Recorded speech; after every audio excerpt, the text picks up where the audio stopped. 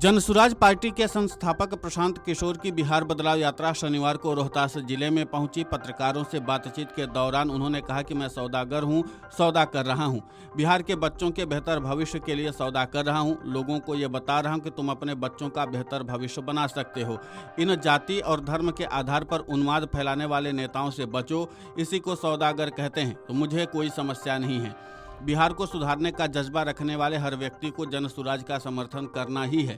प्रशांत किशोर ने कहा कि वो बिहार के बच्चों का अच्छा भविष्य चाहते हैं, इसलिए लोगों को जाति और धर्म के नाम पर वोट नहीं देना चाहिए। इसके अलावा पीके ने लालू परिवार और विपक्षी दलों पर भी जमकर निशाना साधा और इसके साथ ही उन्होंने लालू परिवार पर निशाना साधते हुए कई सवाल भी दागे हैं। क्या कुछ कहा है प्रशांत किशोर ने इस पूरे मामले को लेकर के, आप खुद सुने उन्हीं की जुबानी।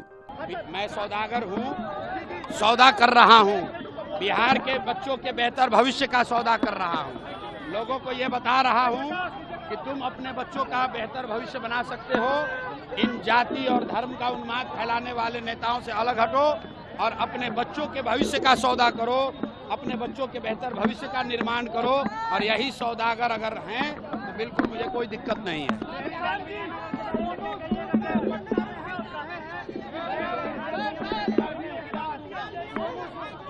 भैया बिहार में इस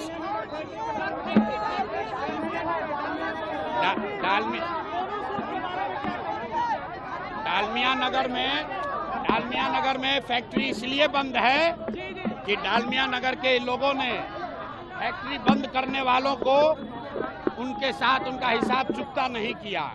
जिस दिन लोग यहाँ फैक्ट्री के लिए वोट करेंगे तो फैक्ट्री चालू भी होगी, लेकिन फैक्ट्री बंद है और आप मंदिर के लिए वोट कीजिएगा, फैक्ट्री बंद है और आप जाति के लिए वोट कीजिएगा तो फैक्ट्री कभी चालू नहीं होगी। बिहार को सुधारने का जज्बा रखने वाले हर आदमी को जनसुराज का समर्थन करना ही है।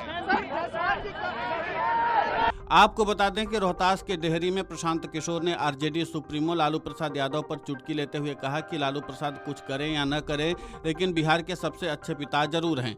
वो अपने 9वीं पास बेटे को बिहार का राजा बनाना चाहते हैं, चाहे बिहार की जनता का बेटा पढ़ लिख कर चपरासी भी न बन पाए। उन्होंने कहा कि वो लालू प्रसाद यादव की शिकायत नहीं कर रहे हैं, वो लालू प्रसाद यादव की प्रशंसा कर रहे हैं, क्योंकि लालू प्रसाद यादव ने इतना किया ही है कि अपने बेटे को बिहार का मुख्यमंत्री बनने के लिए एड़ी चोटी एक कर दिया है।